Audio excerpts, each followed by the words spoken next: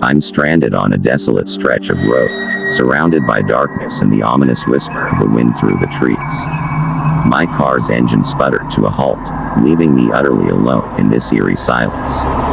With a sinking feeling in my gut, I knew that I had no choice but to attempt a car repair myself. I popped the hood, my trembling hands illuminated by the faint glow of my phone's flashlight.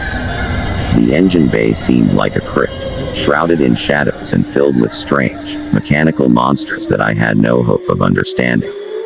Despite my lack of expertise, I couldn't just sit there, waiting for help that might never come. As I peered into the abyss, a rustling sound emanated from the nearby woods.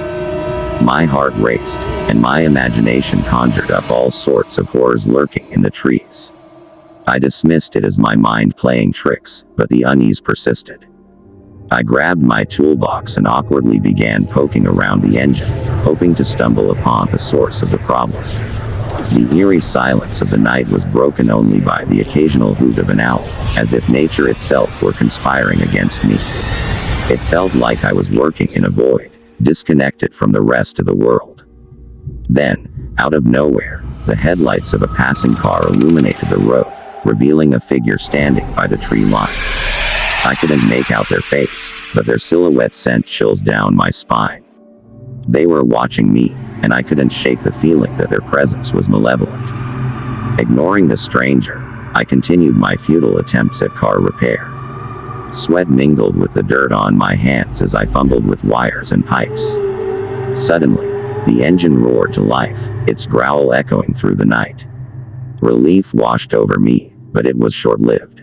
Just as I was about to close the hood, I heard a low, guttural growl, not from the engine, but from behind me. I turned, my flashlight trembling, and there, in the darkness, stood a creature that defied explanation. Its eyes glowed with a malevolent crimson, and its elongated limbs contorted in unnatural ways. I froze, unable to comprehend the horror before me. With a surge of adrenaline, I slammed the hood shut and scrambled into the driver's seat.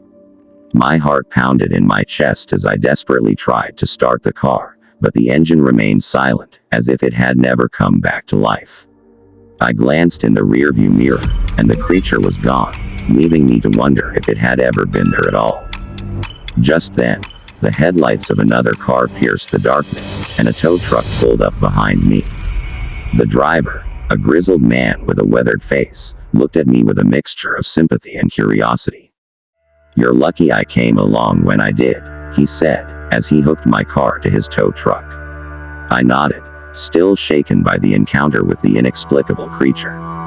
I didn't dare speak of it to the tow truck driver, he wouldn't have believed me anyway.